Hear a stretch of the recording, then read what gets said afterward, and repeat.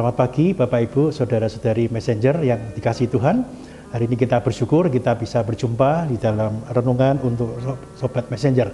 Mari kita berdoa sebelum kita bersama-sama merenungkan kebenaran firman Tuhan. Bapa dalam surga, kami bersyukur. Pagi hari ini kami boleh bangun di dalam kekuatan yang Tuhan nyatakan bagi setiap kami. Kami boleh ada sebagaimana kami ada. Kami tahu Tuhan bekerja melampaui segala pemikiran kami. Dan kiranya kami mensyukuri untuk segala keberadaan kami. Dan kiranya kami juga bersyukur untuk pagi hari ini kami boleh merenungkan firman-Mu. Tolong setiap kami ya Tuhan, agar firman-Mu, firman yang menyegarkan, firman yang meneguhkan, dan firman yang selalu menuntun langkah hidup kami, boleh kami perdengarkan tiap-tiap waktu. Berkati setiap kami dimanapun kami berada. Di dalam nama Tuhan Yesus Kristus, Allah kami yang hidup, kami berdoa. Amin. Ya, selamat pagi Bapak Ibu sekalian kasih Tuhan, Sobat Messenger. Hari ini saya akan memberi tema untuk renungan pada saat ini, yaitu jangan berhenti berdoa sampai dijawab Tuhan. Teksnya diambil dari Kejadian pasal 32 ayat 22 sampai dengan 32. Saya akan membacakan untuk kita semua. Ayat 22. Pada malam itu Yakub bangun dan ia membawa kedua istrinya, kedua budaknya perempuan dan ke-11 anaknya dan menyeberang di tempat penyeberangan sungai Yabok. Sesudah ia menyeberangkan mereka, ia menyeberangkan juga segala miliknya. Lalu tinggallah Daud seorang diri dan seorang laki-laki bergulat dengan dia sampai fajar menyingsing. Ketika orang itu melihat bahwa ia tidak dapat mengalahkannya, ia memukul sendi pangkal paha Yakub, sehingga sendi pangkal paha itu terpelecok ketika ia bergulat dengan orang itu. Lalu kata orang itu, biarkanlah aku pergi, karena fajar telah menyingsing. Sahut Daud, aku tidak akan membiarkan engkau pergi jika engkau tidak memberkati aku. Bertanyalah orang itu kepadanya, siapakah namamu? Sahutnya, Yakub. Lalu kata orang itu, namamu tidak akan disebutkan lagi Yakub, tetapi Israel. Sebab engkau telah bergumul melawan Allah dan manusia, dan engkau menang. Bertanyalah Yakub, katakanlah juga namamu. Tetapi sahutnya, mengapa engkau menanyakan namaku? Lalu diberkatinyalah Yakub di situ. Yakub menamai tempat itu Peniel, sebab katanya, aku telah melihat Allah berhadapan muka, tetapi nyawaku tertolong. Lalu tampaklah kepadanya matahari terbit ketika ia telah melewati Peniel, dan Yakub pincang karena pangkal pahanya. Itulah sebabnya sampai sekarang orang Israel tidak memakan daging yang menutupi sendi pangkal paha, karena dia telah memukul sendi pangkal paha Yakub pada otot pangkal pahanya. Demikian jauh kita baca firman Tuhan. Saya ingin mengulangi satu ayat yang di ayat 26. Lalu kata orang itu, biarkanlah aku pergi, karena fajar telah menyingsing. Sahut Yakub, aku tidak akan membiarkan engkau pergi jika engkau tidak memberkati aku. Iya, Sobat Messenger yang dikasihi Tuhan, ini adalah kisah di mana Yakub takut bertemu dengan Esau. Dan kemudian ada disebutkan di Alkitab kita bahwa Yakub sedang menyeberang sungai Yabok tadi. Dan disitulah ketika Alkitab tiba-tiba mengatakan pada kita, ada seseorang datang dan kemudian Yakub itu bergumul dengan orang itu. Dan kemudian disebutkan oleh tadi bahwasanya begitu lama mereka, karena nggak tahu itu malam hari ketika menyeberang sungai Yabok dan kemudian sampai fajar menyingsing. Begitu banyak jam dipakai untuk dua orang ini bergulat. Ya coba bayangkan aja, kalau pertandingan tinju itu ada menitnya, sekitar 3 menit berhenti, istirahat 30 detik, mungkin seperti itu, kemudian lanjut lagi, ada istirahatnya. Nggak langsung bergumul dalam waktu yang panjang dan lama seperti itu. Bisa dibayangkan sangat kecapean pasti. Dan inilah dua orang yang bergumul, Yakub dan siapa satunya tidak tahu. Tetapi sebetulnya ayat firman kita memberitahukan bahwa itulah Allah seperti sampaikan dalam ayat tadi.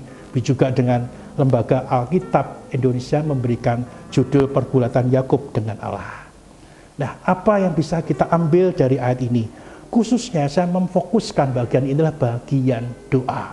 Kita tahu bahwasannya setiap kita itu dianjurkan atau diharuskan untuk berdoa. Karena Tuhan menginginkan bahwasanya setiap kita berdoa. Dan itulah salah satu tugas kita sebagai orang-orang percaya untuk berdoa senantiasa kepada Tuhan. Orang munafik, kalau saya boleh menyebutkan, itu kadang berdoa. Artinya kadang berdoa, ya ada tidak berdoanya. Atau yang lain, mereka kapan berhenti berdoa? Mereka itu berhenti berdoa bila Allah tidak segera menjawab doanya. Dan yang lain, mereka juga bisa kecewa pada Allah. Dan mereka stop untuk berdoa. Dan inilah ciri-ciri daripada orang munafik. Jadi berdoa itu terfokus kepada diri sendiri. Kalau tidak dijawab doanya, ngambek sama Tuhan. Mungkin kita bisa mengalami, saya berharap sobat-sobat messenger tidak mengalami bagian ini. Nah, sebaiknya di sisi yang lain, kita adalah anak-anak Allah. Bahkan firman Tuhan menyebut kita sebagai anak-anak Allah. Anak-anak Allah ini harus berdoa dengan tekun, berdoa dengan tidak jemu-jemu. Dan inilah bagian daripada iman kita. Iman yang tertuju pada Kristus. Seperti Kristus mengajarkan pada kita, bukan hanya memerintahkan kita. Dia mengajarkan doa kepada murid-muridnya. Dan juga dia berdoa di dalam kesehariannya. Dan dia juga menganjurkan pada kita untuk senantiasa berdoa. Seperti disampaikan juga di dalam perjanjian baru. Kita senantiasa harus tekun di dalam doa. Dan itulah disebut kita sebagai anak-anak Allah. Seorang yang bernama John Bunyan, dia mengatakan seperti ini. Berdoalah sesering mungkin. Sebab doa adalah perisai bagi jiwa, persembahan untuk Allah dan cambuk bagi iblis. Jadi sekarang kita mengetahui bahwasanya berdoa senantiasa itu menjadi bagian yang penting karena itu perisai bagi jiwa, ada perlindungan bagi jiwa kita, juga persembahan untuk Allah, demikian dikatakan oleh John Bunyan, dan cambuk bagi iblis. Jadi ketika berdoa ada bagian-bagian indah di sana. Bukan hanya sekedar materi doanya, tetapi sekali lagi ada perisai bagi jiwa, persembahan bagi Allah, dan cambuk bagi iblis. Jadi semakin sering kita tekun, semakin banyak kita berdoa. Kalau dikatakan cambuk bagi iblis, iblis itu seperti tertampar, tercambuk dengan doa-doa yang dinaikkan oleh anak-anak Allah. Bukankah penting ketika kita berdoa seperti itu? Nah, Bapak Ibu sekalian, orang yang berlutut berdoa seringkali lebih baik daripada seorang yang terus mencari metode tanpa pernah berdoa. Perhatikan bagian ini. Seorang yang berlutut berdoa seringkali lebih baik hanya daripada orang yang cuma mencari metode, bagaimana metode berdoa yang terbaik tetapi tidak pernah berdoa. Jadi artinya sama. Sebagai anak-anak Allah, marilah kita terus dan tekun berdoa. Berdoa menyibukkan Tuhan dengan doa-doa kita. Jadi kita bayangkan kalau ada 1-2 orang berdoa, Tuhan kan mendengar. Tuhan sibuk. Semakin banyak orang berdoa, kita itu sedang menyibukkan Tuhan. Dengar, coba. Ada berjuta orang atau bermiliar orang berdoa di waktu yang bersamaan atau di waktu yang berbeda. Tuhan mendengar, oh ini doanya pujian kepada Tuhan. Oke, Tuhan juga mendengar setiap keluhan doa kita. Tuhan juga mendengar permohonan doa kita. Tuhan itu sibuk mendengar doa kita. Dan itulah seharusnya yang kita lakukan. Kita menyibukkan doa kita. Tetapi bukan hanya tentang kegiatan yang menyibukkan saja. Bagaimana kita itu terus berdoa dengan tekun, dengan giat, menyibukkan Tuhan sampai, perhatikan, Tuhan menjawab doa kita. Ini bagian yang penting di dalam kehidupan kita sebagai anak-anak Allah. Kita menyibukkan Tuhan dengan doa kita, tetapi bukan menjadi bagian yang rutinitas saja. Pokoknya saya berdoa untuk diri saya seperti ini, untuk anak saya seperti ini, tanpa pernah kita mengharapkan sesuatu. Kita berdoa, saya kasih catatan, sampai semua doa itu terjawab. Jadi kita ada passion di sana, ada keinginan berdoa di sana. Ketika kita menaikkan doa-doa kita sampai Tuhan menjawab doa kita. Bahkan sekalipun jawaban doa itu nanti ketika kita di surga. Tidak penting. Tetapi yang penting kita harus terus berdoa sampai terjawab. Seorang lain lagi yang bernama R.A. Torrey, dia mengatakan seperti ini, doa adalah kunci yang membuka semua perbendaharaan anugerah dan kuasa kekal Allah. Dia menggarisbawahi bahwasanya doa itu adalah kunci yang membuka, artinya kunci yang membuka pintu itu perbendaharaan anugerah dan kuasa kekal Allah. Ketika R.A. Torrey mengatakan doa adalah kunci, ini menjadikan penting bagi kita. Dengan berdoa sungguh-sungguh, doa bertekun tiap hari, kita tahu sungguh itulah kunci, dan kita didorong untuk terus berdoa sampai doa itu terjawab. Baik kita masih ada di bumi maupun nanti kita kembali ke surga. Berdoa dengan terus bersemangat dan konstan, itulah yang harus kita lakukan. Mari kita perhatikan kembali pada teks kita. Yakub bergumul dengan Allah sampai fajar menyingsing. Energi yang begitu terkuras banyak. Saya pikir ini bukan manusia biasa, manusia yang luar biasa. Memang Yakub memang manusia yang luar biasa. Dia pandai, dia seorang pekerja keras, ternyata dia lebih pada itu, dia punya tenaga yang hebat sekali. Dia bergumul begitu panjang, bergulat disebut oleh kita, begitu panjang dengan durasi yang sangat panjang menurut saya. Saya pikir seorang yang manusia biasa bergulat itu kalau non-stop 10 menit itu sudah sangat capek. Tapi dengan waktu yang panjang, tidak disebutkan jamnya, tapi perkiraan saya lebih daripada 1 jam. Karena itu malam dan kemudian sampai fajar menyingsing, panjang. Dia itu bergulat, entah bagaimana kita bergulat. Capek. Dan yang dihadapi adalah Allah. Allah punya kekuatan yang luar biasa, pasti. Tetapi Yakub manusia. Di saat-saat fajar menyingsing seperti itulah, sepertinya Allah sudah dah, stop aja deh. Berhenti bergulatnya dengan si Yakub ini karena dia itu hebat. Apakah Allah kalah? Saya tidak membahas di sana, tidak. Dalam pikiran saya, Allah itu memenangkan pertarungan. Dia dengan mudah memenangkan pertarungan dengan Yakub. Tetapi sepertinya Allah ingin mengetahui seberapa kuat daripada Yakub, dan ternyata Yakub itu hebat kuat. Nah, di saat-saat yang sudah mungkin sangat lelah seperti itu, bergulat dengan Allah. Allah mau pergi, sudah selesai deh. Tapi Yakub berkata seperti firman tadi, aku tidak mau pergi sebelum engkau memberkati aku. Perhatikan bagian itu. Yakub boleh lelah, boleh capek bergulat dengan Allah. Tetapi ketika Allah akan meninggalkannya, Yakub tidak membiarkan hal itu. Berkati aku dulu. Karena Yakub sadar, yang dihadapi ini orang hebat. Dalam pikiran dia ini orang hebat. Bagaimana bisa bergulat begitu lama? Seorang olahragawan, dia tahu musuhnya hebat atau tidak itu dia tahu. Karena dia juga berlatih. Ketika dia menghadapi musuh yang hebat, bisa saja dan mungkin, sangat mungkin terjadi. Selesai pertandingan, saling memberikan hormat satu dengan yang lain.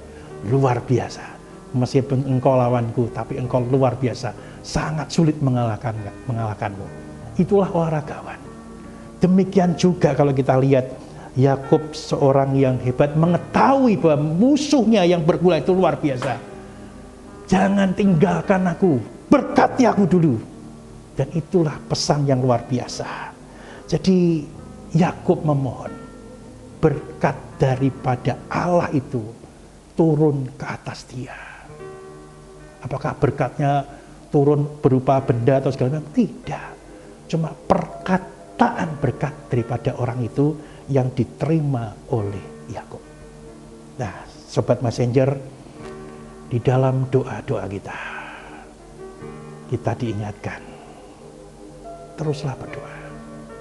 Jangan pernah berhenti berdoa sebelum Tuhan menjawab doa-doa kita. teruslah berjuang untuk berdoa.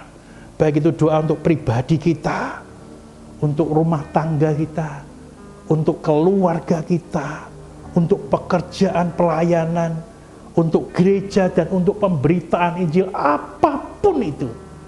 Nyatakan di dalam doa-doa kita, di dalam keinginan doa kita. Firman Tuhan mengingatkan kita bahwasanya kita diharuskan berdoa. Dan kita bisa menyampaikan keinginan-keinginan dan keluhan kita itu pada Tuhan. Dan sampaikan. Tapi bukan hanya menyampaikan tadi. Minta Tuhan menjawab doa kita. Sepertinya terdengar agak kurang baik. Mungkin bahasanya kurang ajar. Kok berdoa maksa Tuhan menjawab? Ya. Tetapi kita belajar pada Yakub. Tahu bahwasanya di dalam pergulatannya dengan Allah, dia tahu Allah itu luar biasa. Demikian juga ketika kita berdoa, bukankah Allah itu luar biasa? Kuasanya tidak terbatas, dia mampu melakukan segala sesuatu.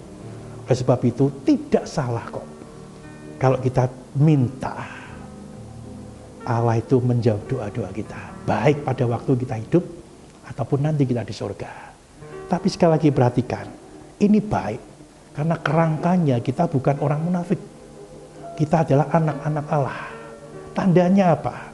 Bagi anak-anak Allah, kita anak Allah, apa yang kita doakan berasal dari Allah. Dan kita tidak pernah berhenti berdoa, tidak pernah kecewa kalau doa itu belum dijawab. Dan kita wajibkan, atau artinya bisa untuk meminta Tuhan menjawab doa-doa kita. Segala menjadi pikiran kita, ingat kita sebagai anak Allah. Bukan kita sebagai orang-orang munafik yang berdoa hanya untuk cepat-cepat doa dijawab, kalau enggak kecewa, tidak. Kita tetap menyerahkan semua pada Tuhan. Saya percaya bahwa setiap doa yang dilakukan oleh anak-anak Allah, doa itu pasti dijawab. Mungkin hari ini masih ada jemaat-jemaat di kami Kenari secara khusus, ya, coba sobat menjer dimanapun berada. Untuk Kenari secara khusus kami Kenari, mungkin berdoa. Bagaimana gereja ini bisa lebih luas misalnya. Bagaimana gereja ini bertambah jemaatnya. Atau gereja ini segala sesuatu. Dari awal, sejak awal GKMI Kenari berdiri. Mungkin doa daripada sobat messenger gimana nih, sudah dijawab Tuhan, bukan? Dan mari kita terus berdoa.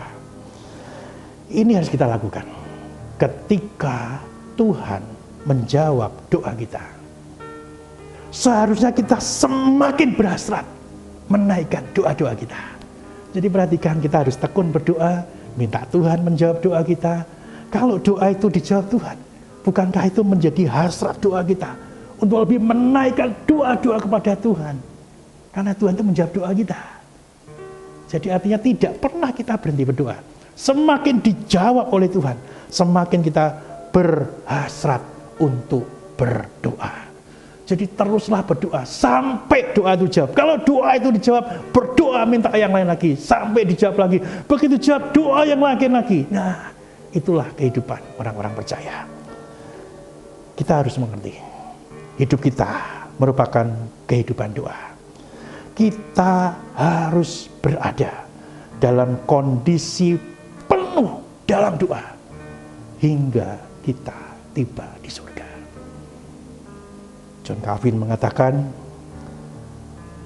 orang-orang percaya atau orang Kristen, doa adalah nafas hidup baginya. Artinya, ketika orang-orang percaya itu hidup, segala yang ada dalam dirinya adalah tentang doa. Demikian juga saat ini sobat messenger, dimanapun berada, hidup kita merupakan kehidupan doa. Teruslah kita berdoa sampai Tuhan memanggil kita. Sampai Tuhan dalam konteks ini menjawab doa-doa kita. Mungkin kita berpikir, wah Tuhan tidak mungkin menjawab kita. Sepanjang kita berpikir mungkin, artinya ada mungkin iya dan mungkin tidak. Kalau itu mungkin tidak dan mungkin ya, berdoalah. Karena ada kesempatan doa itu dijawab Tuhan. Tapi kalau doa itu memang tidak dijawab, ya berhentilah berdoa, carilah doa yang lagi supaya dijawab oleh Tuhan.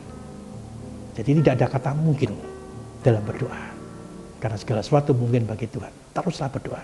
Meskipun kesempatannya kecil atau peluangnya kecil, tapi teruslah berdoa bagi Tuhan. Kiranya renungan pada pagi hari ini memberkati Sobat Messenger dimanapun berada. Teruslah berdoa. Atau jangan pernah berhenti berdoa sampai dijawab Tuhan. Amin. Mari kita berdoa. Bapa di dalam surga, renungan singkat pada pagi hari ini boleh kami dengar. Kiranya apa yang terjadi dalam diri Yakub yang merasakan kekuatan Allah, Tuhan yang hebat, boleh kami hidupi terutama dalam doa-doa kami. Sesungguhnya Engkau Allah yang tidak terbatas, Allah yang kuat, maha kuat, Allah yang maha hebat, itulah Engkau. Dan ketika kami menaikkan doa-doa, doa kami tertuju pada Engkau, Allah yang tidak terbatas itu. Oleh sebab itu ya Tuhan, firman-Mu pada saat ini boleh kami hidupi. Kami tidak pernah menyerah untuk berdoa sampai doa kami dijawab oleh Tuhan. Kiranya kami menjadi anak-anak Allah yang hidup sesuai dengan kehendak Allah. Apa yang di pemikiran Tuhan, itulah yang kami naikkan sebagai doa-doa kami. Berkati kami semua ya Tuhan. Berkati rumah tangga kami, berkati keluarga kami, pekerjaan kami, pelayanan kami, gereja kami, dan juga pemberitaan Injil. Kiranya nama Tuhan dipermuliakan. Secara khusus berdoa untuk pemberitaan Injil di seluruh dunia. Kami akan terus berdoa. Karena situlah kemuliaan Tuhan dinyatakan dengan pemberitaan Injil di seluruh dunia. Berkati setiap kami ya Tuhan. Di dalam nama Tuhan Yesus Kristus kami berdoa. Amin.